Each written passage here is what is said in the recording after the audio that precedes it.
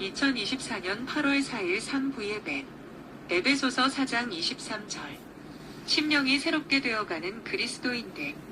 그리스도인이 되는 것은 큰 변화를 동반한다. 단순히 어떤 면에서 다소 향상되는 그러한 낮은 수준의 변화가 아닌 이 세상의 이성적으로는 설명할 수 없는 대단한 영적 변화로서 그 증거를 나타내는 것이다.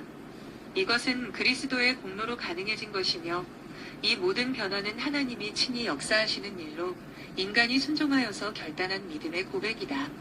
변화를 가져야 되는 나는 누구일까?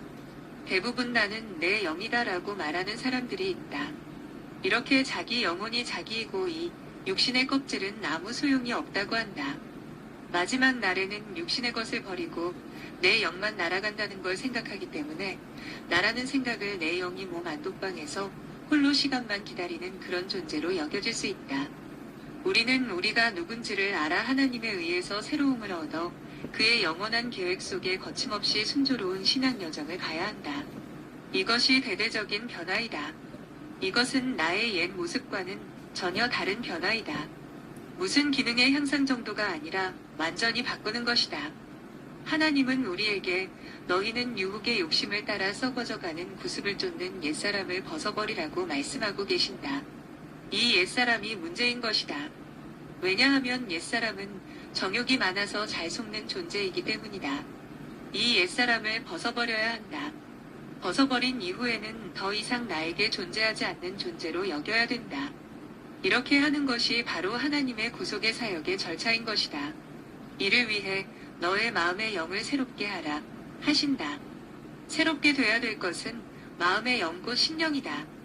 그리스도 안에 있는 자는 심령의 변화가 생기는데 바로 이 심령이 계속 새롭게 이루어 가야 된다는 것이다. 마음의 영만이 아니라 마음의 영에서 결단된 것이 우리를 새롭게 이끌어가는 것이다. 기존에 있는 것이 새롭게 되는 것으로서의 새, 뉴, 것인 것이다. 우리말로 말하면 갱신 곧 경신이다. 옛사람을 벗으니 새롭게 되어서 이제는 새 사람을 입을 수 있는 그런 환경이 만들어지게 되는 것이다. 이것은 자신이 결단함으로써 새 사람이 되는 것이고 또한 발전이 가능해지는 것이다. 구원 자체는 마음의 영, 심령이 되는 것이 아니라 마음 전체가 되는 것이다.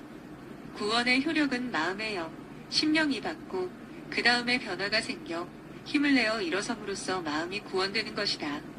그러나 마음 자체는 정신적인 활동에 영적 도덕적 역량이 있어 한계가 있다.